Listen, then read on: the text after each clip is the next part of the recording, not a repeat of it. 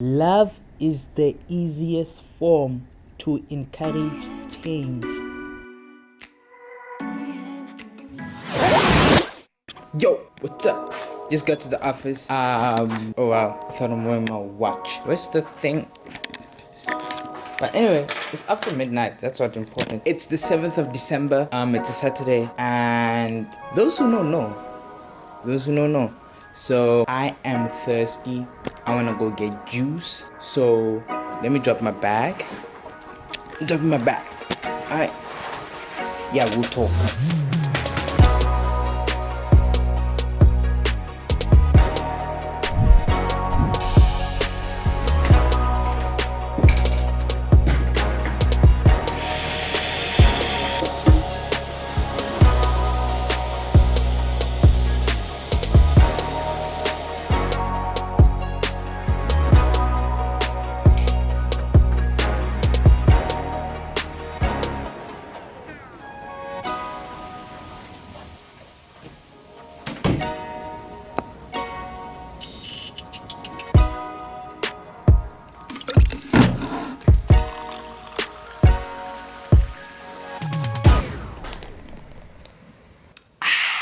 So today I'm designing something. FYI, for those who don't know, I am a graphic designer. So today I'm designing an e-card. It's someone's birthday. So it is custom every birthday, man. It's us, we people full of love. So it's, I don't want to say tradition, because the word tradition has been used weirdly over the years and has certain connotations, but yeah, it's tradition to celebrate the one you love. Let me put it that way. Every time I say love, my heart tickles. So I'm gonna be sitting down, I'm gonna be designing, I'm gonna try speed run the design and show you the final e-card, and then I'm gonna talk to you about why I designed it and what's the significance of it. So I got my juice, I got my notebook, which I really don't need, but I just thought I'd show you. PC, juice, food, work. So yeah, this is just another pool party poster I did. Yeah, if you're in Kailicha and you're around or you know somebody from Kailicha, it's gonna be happening next week, Saturday, which is the 14th at Vilindela swimming pool in Google. So it's gonna be a vibe. So that's what's up. So I'm just gonna take it layer by layer.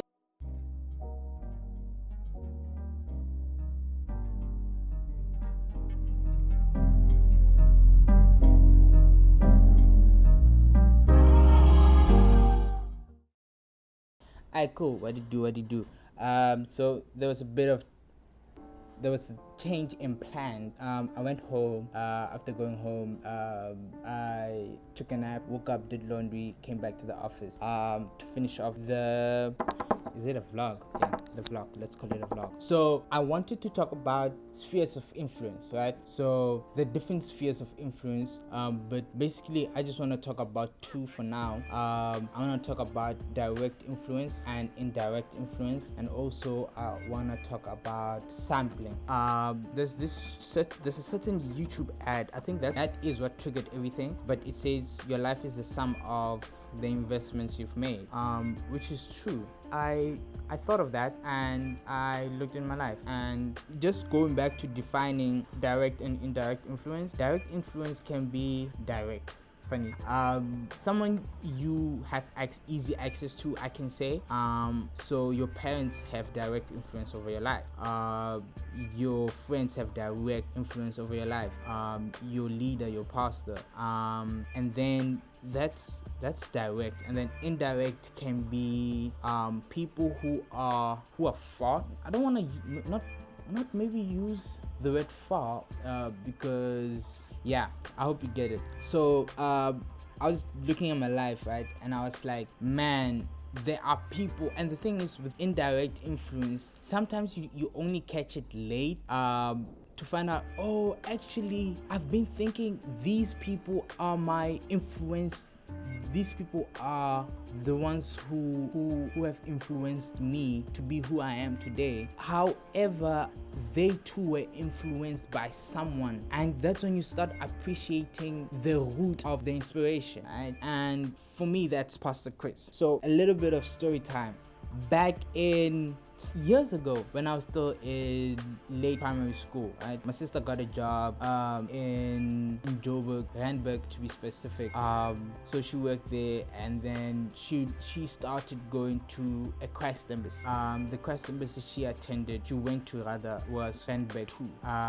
So she went there, and that time it was pastored by Pastor Ose Oyakilome. I was happy for her. Well, I wasn't happy for her. I was just like, alright, cool, it is what it is. But we grew up in AFM, right? Sharp. And then fast forward, what would happen is every Sunday, Pastor Ose would encourage the brethren to get a ministry material, right? So you find out that when she'd come home, which is every 6 months, she'd have an entire library of books, CDs, and she'd come leave them at home, right? Some should keep them. And I was just happy. And the thing is, with my sister coming home, I had a love-hate relationship with that. What do I mean?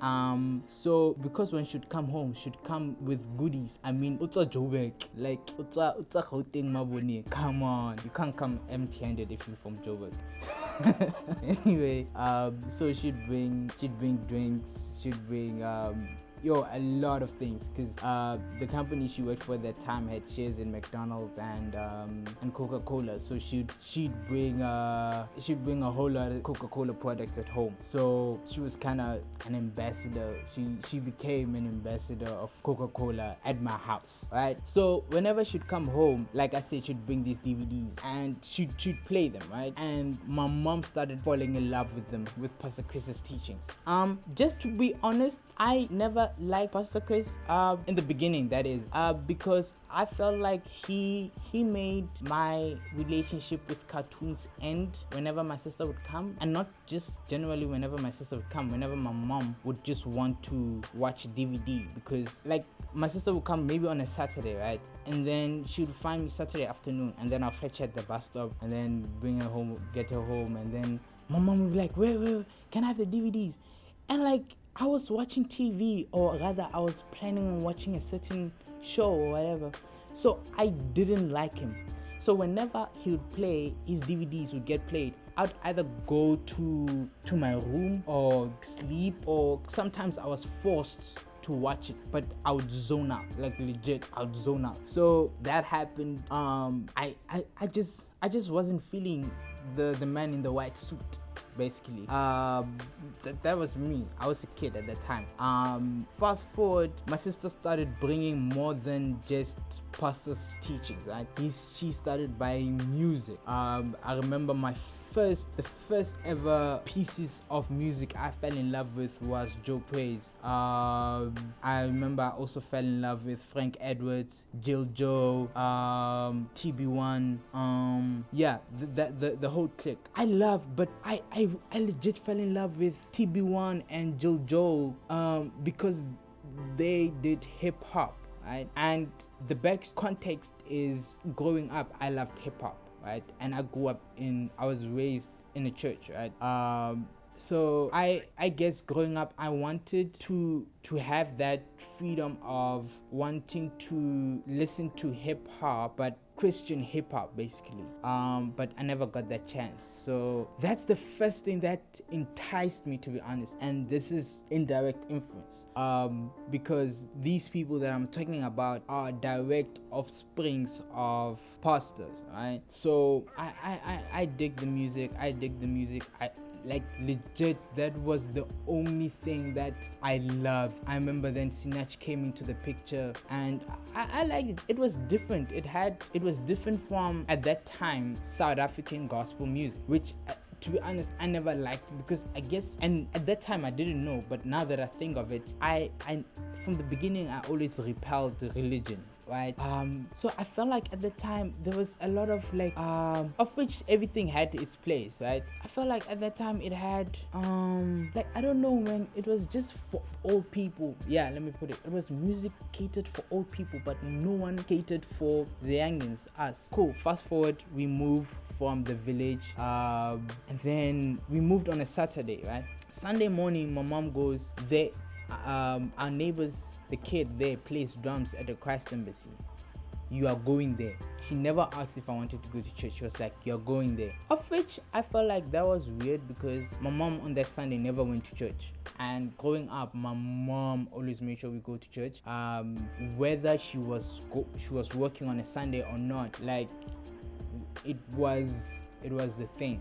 But that Sunday she decided not to go to church. So cool. I go to Christ Embassy Mokwasi. I met the people there. The vibe was nice. I was welcome. I was welcomed. I felt at home. I never felt at ease.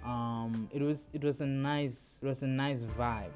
And then I met this dude, Pascal, and man, this is where it started getting real for me, because Pascal took me in, and by taking me in, he legit made me his friend, right? And I was a teenager then. He was in his early 20s, I believe. So that happened, and Pascal at that time, he was the media head of the Christ Embassy there. So he taught me the basics of IT, but he was more an IT person. He loved computers, so he taught me like basic computer skills, right? But what enticed me, man, was not the message, but the people and the relationships, right? And that's at the beginning. Like, I remember, man, I met Pascal, I met Tulu, I met like, I started meeting real people at that church, and not only meeting people, and I always tell people this, that the first place that I ever felt free to be me without reserving any personality trait was at church, and to be specific, in a Christ Embassy church, right? Not that I'm not grateful of the foundation, which is the church where I grew up in. I'm eternally grateful. However, there was something different with the Christ Embassy setting. Okay, cool. I then started going to the Christ Embassy. I remember I told my mom, I'm like, yeah, it's nice, I like it, I'm going again. And then the next Sunday my mom came.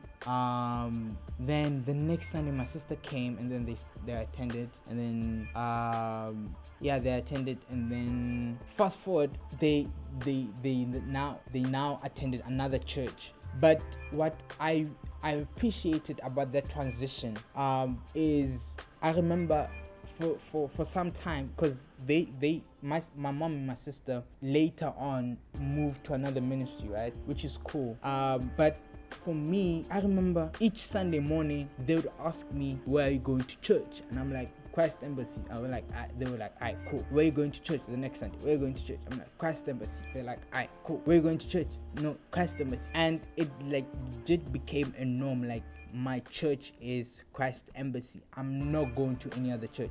Because I felt home, and I wasn't gonna let go of what I felt at that time. Man, going to high school, that was my church. My relationship with Pascal grew. I remember the pastor at that time was Pastor Ephraim. They became family, bro.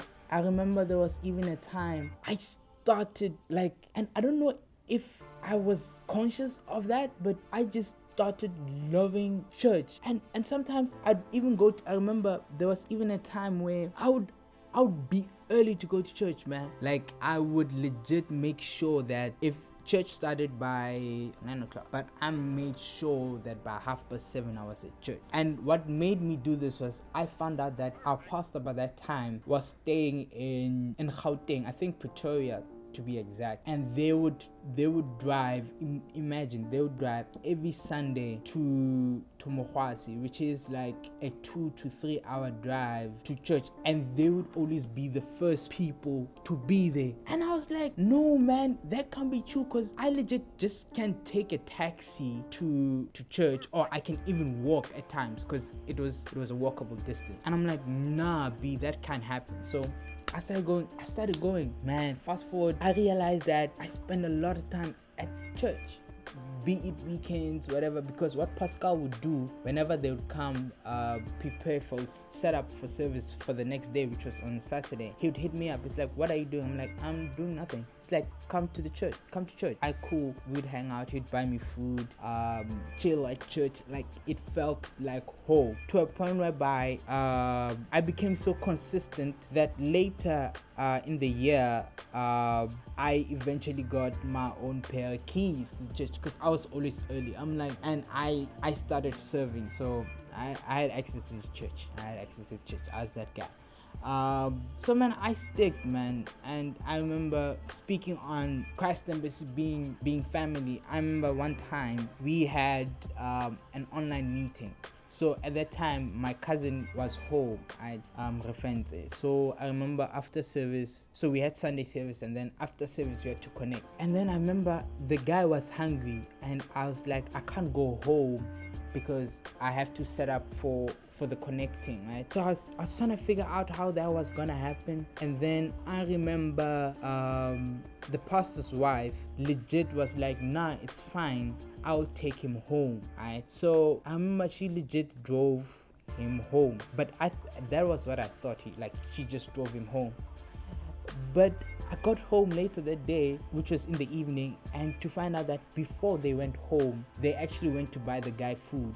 So my mom says this in a funny way. She's like, I just saw Refente go straight into the room. He stayed in the room for some time, and then later he came out. And then we found out that no, actually the young man had food in his hand, so he wanted to make sure that he ate in peace. Because he probably thought they were gonna ask him for food or anything. So I found that funny. But more than that, I literally felt at home, man. And to think of it, I don't think it dawned on me that these people are offsprings of Pastor Chris, because I guess at that time it was at face value, man. So it was, I don't know, because I remember every month I'd get free Rhapsodies. And what was funny was my mom loved, because every time I'd go home I'd get free Rhapsodies, so I'd read it and it would be in my room. So my mom would enter my room and start taking the Rhapsody. So every time I have to look for my Rhapsody, I'd find it in my mom's room. So what I then started doing was, instead of taking a taxi to church, I'd use that money to buy another Rhapsody. So essentially I'd have two Rhapsodies, and one I'd give to my mom and then one would be mine. Cool. I think the first ever conference I attended with Pastor Chris was LPC 2013. Yeah, 2013 or 2014. And before LPC, I just want to say something.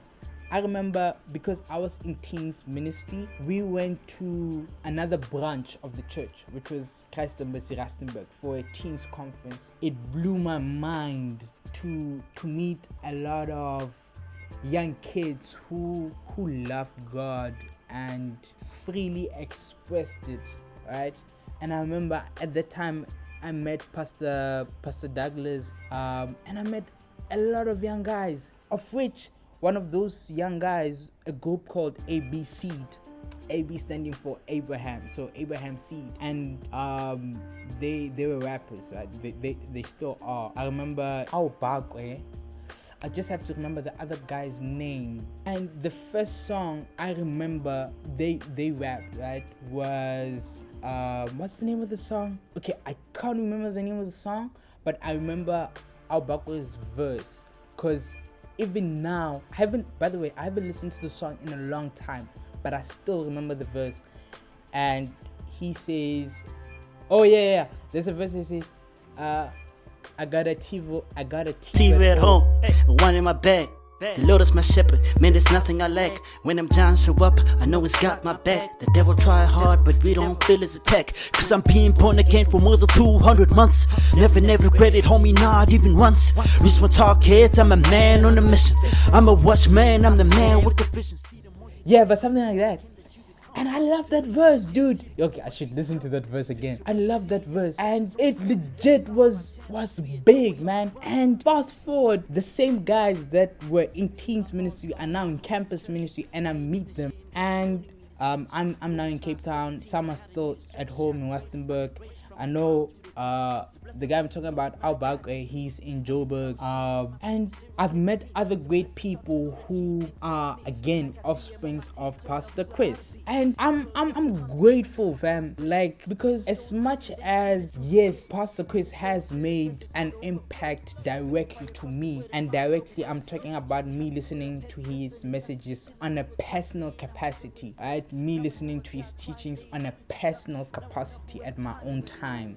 Me deciding I want to listen to Pastor Chris now. He has made direct impact on my life. But I guess my story of him, how it started, was indirect, because the people that were directly influenced by him influenced me, right? Because I mean, at that time, my love for music was mad. And I don't know how to explain it to people, but I remember at a very, very young age, I might have mentioned this before, but at a very, very young age, I wanted, and at that time I didn't know, but it was just something in my heart, but now I can explain it. At that time, I had a desire to want to fully express myself to God without any restraints, right? Through music. And by what I mean by through music is, maybe let me specify, through a specific genre of music, which is hip hop. Because at the time, hip hop was what I knew to be the devil's music.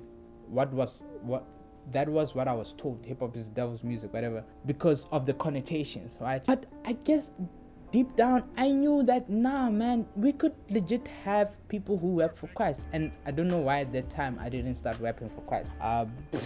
But yeah. But now I look at the people who I love the most. Man, there's this guy, Tiamo Mercy.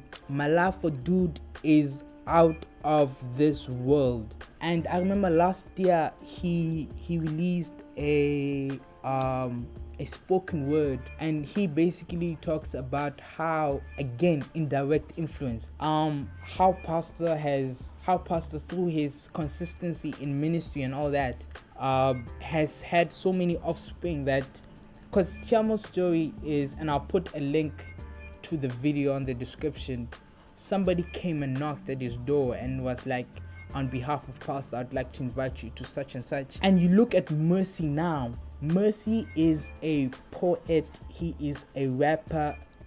He is multi-talented.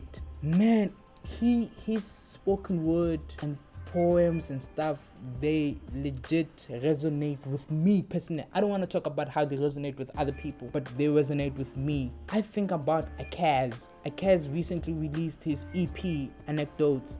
And man, his music again resonates with me. And I remember one of my favorite songs from Anecdotes is the last song on the EP, featuring AB Platinum.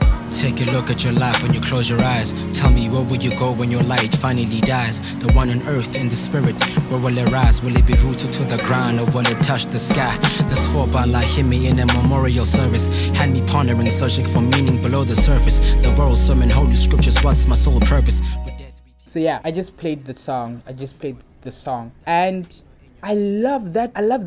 Like, out of the entire EP, that is my most played song, to be honest, because it speaks to me, right? Like, it really speaks to me. And who else? Oh, Shay OK, Carlton, who else? Noel, Nomfundo the poet, who else? There are a lot of artists, AB Platinum, even people around me who, like, I'm talking about indirect. I think I probably talk about indirect influence for the most part of this video, but it is what it is. And I guess sometimes you just have to take a step back and look and really appreciate the journey. And I do. I really do. And I'm grateful, fam. Like, I am grateful. Let me read a status that my big brother wrote. He quoted Corinthians 3 verse 3, right? Okay, cool. I just put it up here. And he was saying about how he is the result of pastors teaching, right? And I am as well, because I look at myself now. I'm at university and what I do, and being a creative. Pastor has taught me to fully express myself without holding back. Like, legit, there's no limitation. And one big takeaway, which I'm gonna end the video with, I'll probably do a part 2 later on. But above all else, now this is direct influence through his teachings. Pastor has taught me to be conscious of God's love for me. I tell people, especially my big brother, like, there are things that I do and people be like, yo, dude, you bold. Yes, it's boldness, but beyond boldness, it's because I'm conscious that God loves me. Like Dr. Tumi has this song called I'm loved by God, and that's what the song says.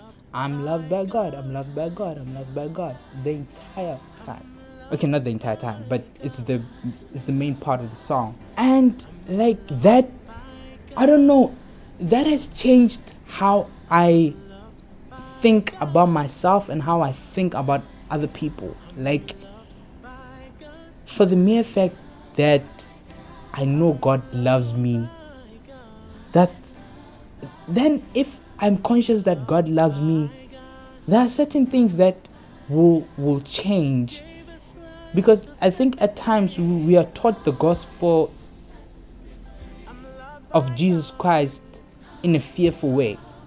Like, ooh, you're gonna burn in hell, da da da da. But Pastor teaches the gospel with love, from a love perspective. Love is the easiest form to encourage change. And that's it. So I'm grateful to Pastor. I'm grateful for the teachings. I'm grateful for the people he has influenced before I got to know him personally. I'm grateful for the time, the dedication, and the prayers. So this is a birthday shout out to Pastor. You're amazing. He's amazing. He is a father. He is a mentor. He's a life coach. He's awesome, dude. Like, words aren't enough. And I'm grateful for the platforms and the opportunities that he has given us as youngins, as creatives, as the kids. So happy birthday, Pastor Sir. I love you. You're amazing.